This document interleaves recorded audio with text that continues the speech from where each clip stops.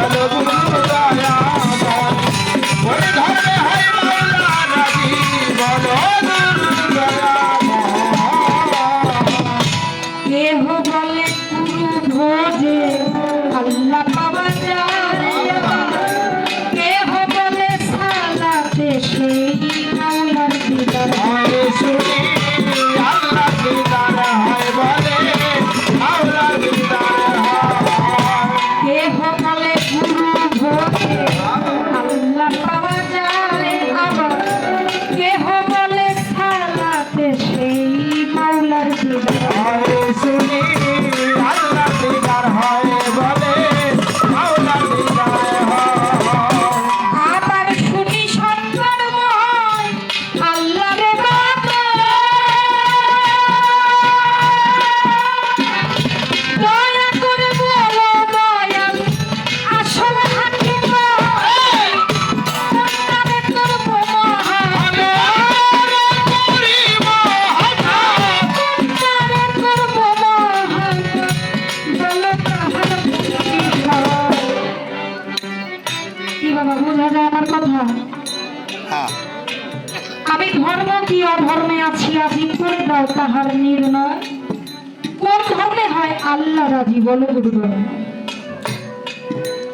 আমরা যে ধর্মটা পালন করি বলি ইসলাম, কেহ বলি সনাতন, কেহ খ্রিস্টান, কেহ বৌদ্ধ, কিন্তু মূলে ধর্মটা কাকে বোঝায়? এই যে নাম, এটাই কি ধর্ম? কি বাবা, যে নামটাকে আশ্রয় করে আমরা বলি যে আমরা এই ধর্ম করি, আসলে কি নামটা ধর্ম? মূলে ধর্মটা কি?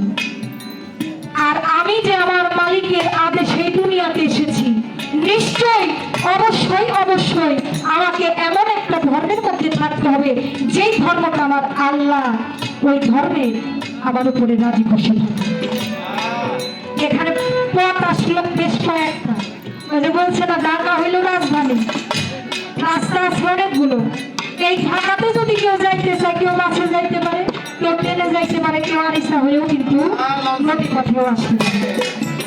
তাই কেহ বলেছে গুরু ভোজে আল্লাহ পাওয়া যায়, আবার কেহ বলে সালাতে সেই মাওলার দিদার হয়। আবার শুনি সৎকর্ম হয়, এটা কুরআন শরীফের মধ্যে আমার আল্লাহ পাক বলেছে বান্দা তোমরা সৎকর্ম করো, সৎকর্ম ব্যতীত কেহ তোমরা আমার নৈকট্য লাভ করতে পারবে না। একজন বলে গুরু ভজলে আল্লাহ পাওয়া যায়, আবার কেহ কেহ বলে ওইটা নয় সালাতেই আমার মাওলার দিদার হয়। শুনি আল্লাহ দিদার হয় বলে মাওলা দিদার হয়। আমি এখন কোনটাকে মহব্বত করলে আমার আল্লাহর নৈকট্য লাভ করতে পারবো? আমি কি গুরুর ভজনা করবো নাকি সালাতে আদায় করবো?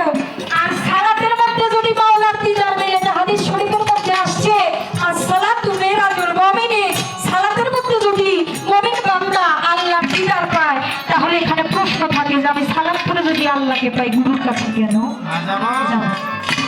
আসলে আমি গুরু হবো না নাকি সালাত নাকি সৎকর্ম করবো? আর যদি সৎকর্মই করি, এই সৎকর্মটা কোন কর্ম? গুরু ধরা, নামাজ পড়া, রোজা রাখা, হজে যাওয়া, যাকাত দেওয়া, আসলে মূলে সৎকর্মটা কি বলে আমাদের?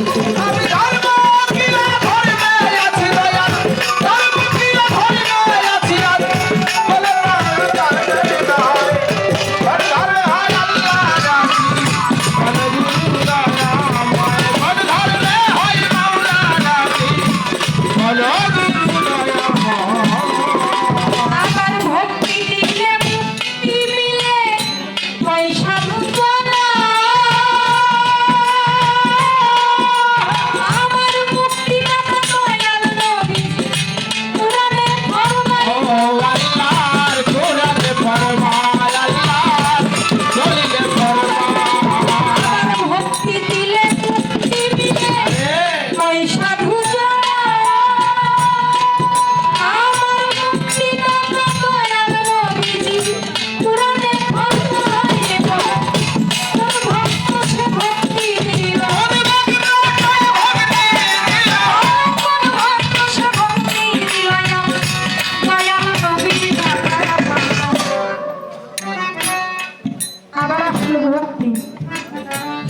হও।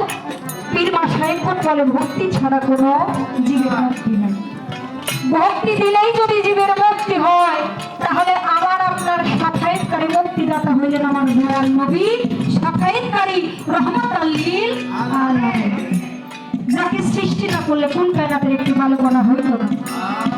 আমি মানলাম ভক্তি দিলে মুক্তি মেলে, কিন্তু যিনি আমার আপনার মুক্তিদাতা দলিলে বলতেছে সেই দয়াল নবীকে তবে কোনজন কোন ভক্ত কখন ভক্তি দিল, সেখান থেকে এই ভক্তির বিধানটা এই দুনিয়াতে আসছে এবং পীর মাসায় একবার ভক্তি গ্রহণ করে। এর একটু দলিল আদি যদি বা জানতেন। আমি একজনের সঙ্গে গান করেছিলাম, নাম বলবো না। আমি দলিল চেয়েছিলাম, আমাকে দাঁড়ায় বলছিল যে যারা দলিল চায় তুমি তাদের দলের